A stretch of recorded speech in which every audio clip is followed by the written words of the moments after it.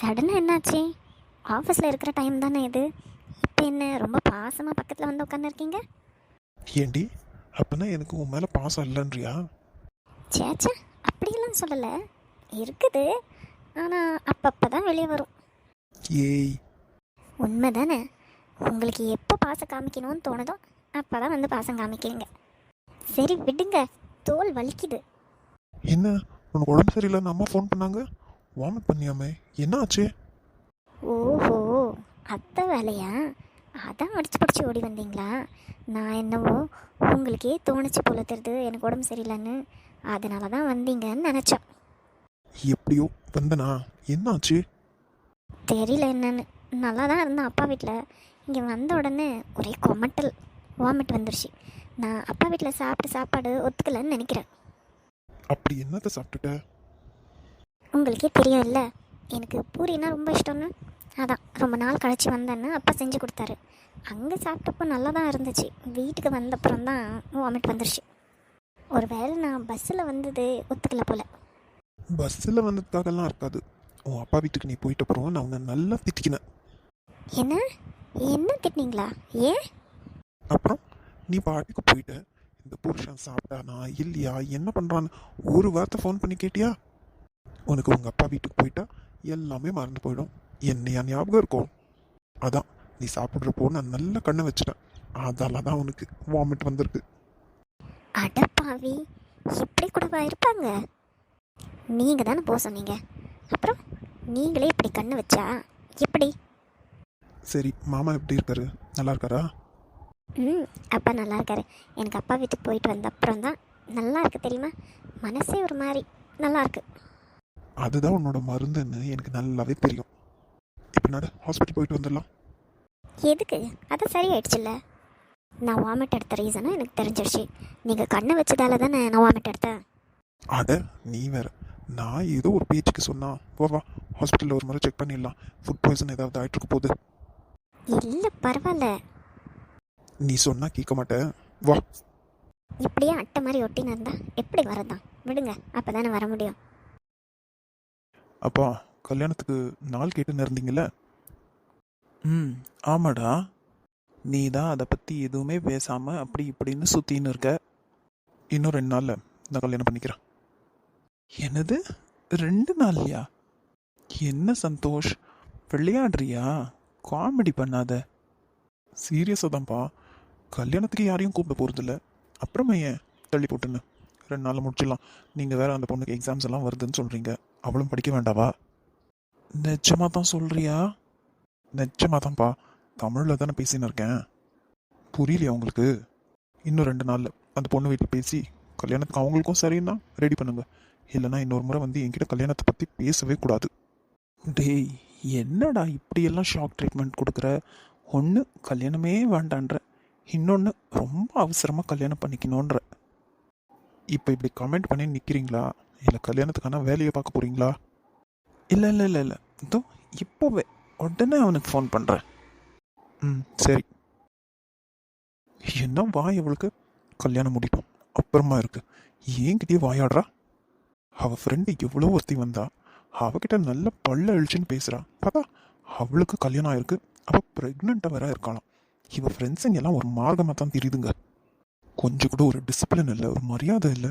காலேஜ்னு நினைக்குதுங்களா இல்லை ஃபிஷ் மார்க்கெட்டுன்னு நினைக்குதுங்களான்னு தெரியல. வரட்டும் வரட்டும், அந்த கல்யாண நாளுக்காக தான் காத்துன்னு இருக்கேன். நான் தான் கல்யாண மாப்பிள்ளைன்னு இன்னும் தெரியல. அதான் சோடா புட்டி ஓவராக வம்பு இழுக்குது என்கிட்ட. அவளுக்கு மட்டும் நான் தான் மாப்பிள்ளைன்னு தெரியணும். அந்த ரியாக்ஷனை பார்க்கணுமே, அதுக்காகத்தான் இவ்வளவு சீக்கிரம் கல்யாணம் பண்ணணும்னு நினச்சேன். என்கிட்டயே வாயாடுறா. இவளை பற்றி இன்னும் நல்லா விசாரிக்கணும். இவளோட ஃப்ரெண்டு இந்த மாதிரி இருந்தா இவன் எந்த மாதிரி இருப்பா? காலேஜில் வேற படிக்கிறா. எவனையாச்சும் லவ் பண்ணியிருப்பாளா? தெரியல. கல்யாணம் முடிட்டும், அப்புறமா வச்சுக்கிறேன் இவளை. அதான் நீயே கல்யாணம் பண்ணிக்க போறிய.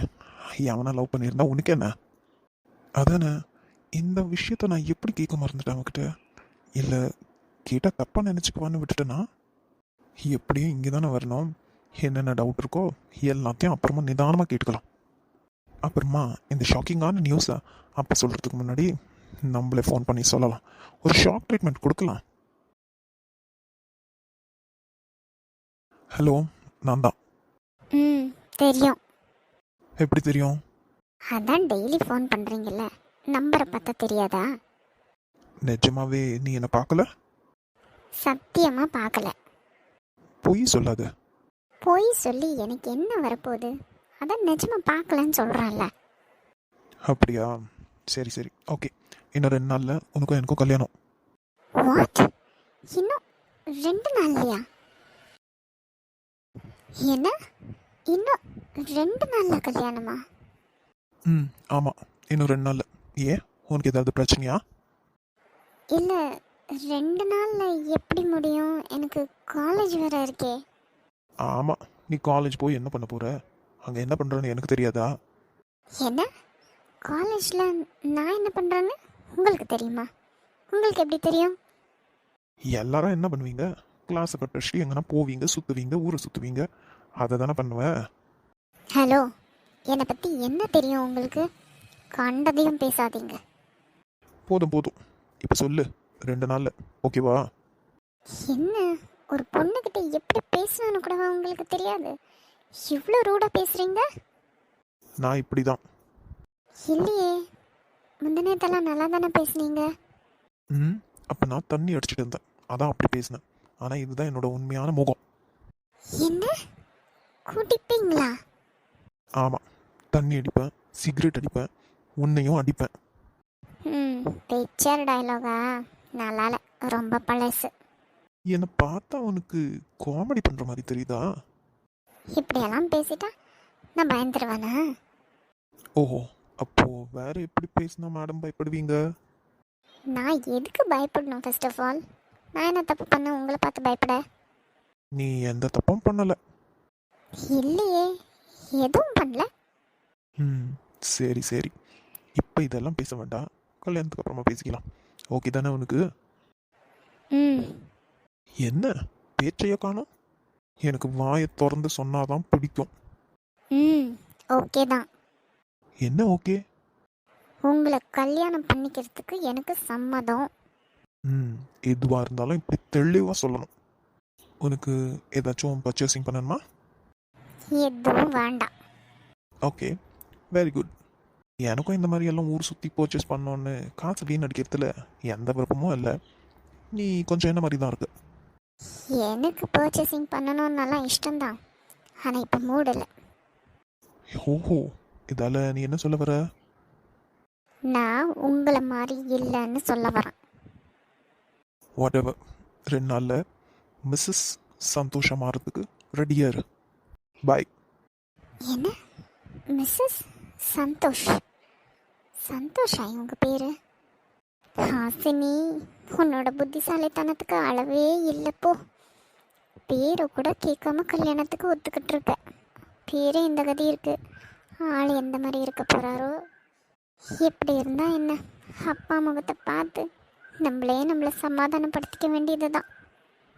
ஹசினி, என்னப்பா, உங்கள் மாப்பிள்ளை கல்யாணத்துக்கு ஒத்துக்கிட்டாரு, இன்னும் 2 நாளில் கல்யாணம், அதானே? என்னம்மா இவ்வளோ சந்தோஷமான விஷயத்த இப்படி சொல்கிறியே?